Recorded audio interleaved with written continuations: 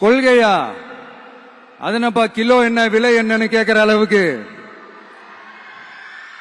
அப்படி ஒரு கட்சியை ஒண்ணு நடத்திக்கிட்டு அந்த கட்சியினுடைய தலைவர் தமிழ்நாட்டு முதல்வர் சொல்றாரு, நமக்கு கொள்கை இல்லையா?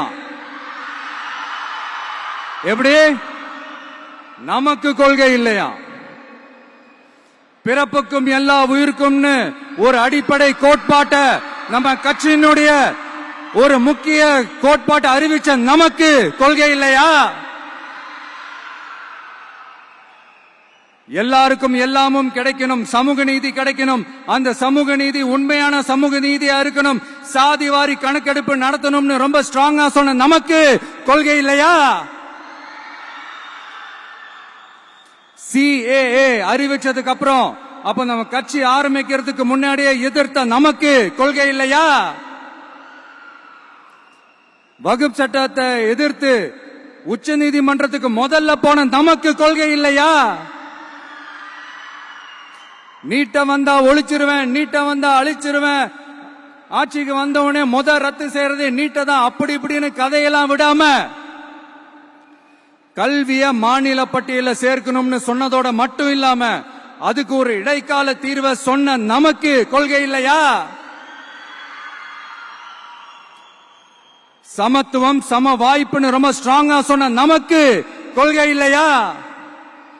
இப்படி கொள்கையை வெறும் பேச்சில மட்டுமே பேசிக்கிட்டு எல்லா கொள்கையும் அண்டர் கிரவுண்ட்ல அடக்கி வச்சுக்கிட்டு என்னமோ இவங்களுக்கு மட்டும்தான் எல்லா கொள்கையும் குத்தகைக்கு எடுத்த மாதிரி, இவங்க கொள்கையே கொள்ளை தானே. எப்படி இவங்க கொள்கையே கொள்ளை தானே. இதெல்லாம் மக்களுக்கு யாருக்கும் தெரியாதுன்னு நினைச்சிட்டு இருக்கீங்களா?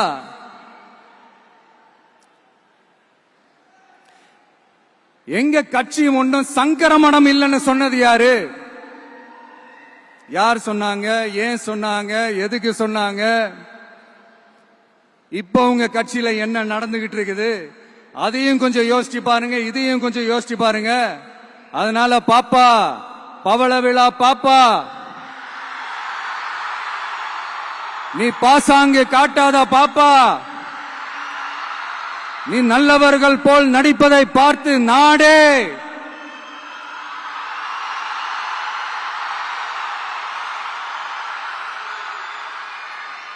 பாப்பான்னு சொன்னோம். அப்ப கூட பாத்தீங்கன்னா பாப்பான்றது ரொம்ப ஆசையா பாசமா சாஃப்டா தான் சொன்னோம். அதையே நீங்க அதிர்ச்சியா எடுத்துக்கிட்டீங்கன்னா அதுக்கு நாங்க என்ன பண்றது? அதே நீங்க விமர்சனம்னு சொன்னீங்கன்னா நாங்க என்ன பண்றது? இன்னும் நாங்க விமர்சனம் செய்ய ஸ்டார்ட் பண்ணவே இல்லையே, இன்னும் நாங்க அடிக்க ஸ்டார்ட் பண்ணவே இல்லையே, அதுக்குள்ள அலர்னா எப்படி?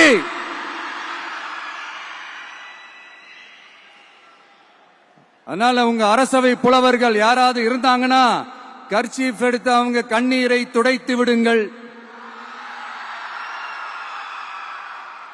ட்ரெண்ட ஃப்ரெண்ட் ஆக்கிக்கோங்க. தந்தி டிவியின் சப்ஸ்கிரைபர்ஸ் அண்ட் ஃபாலோவர்ஸ் குடும்பத்துல நீங்களும் இணையுங்க.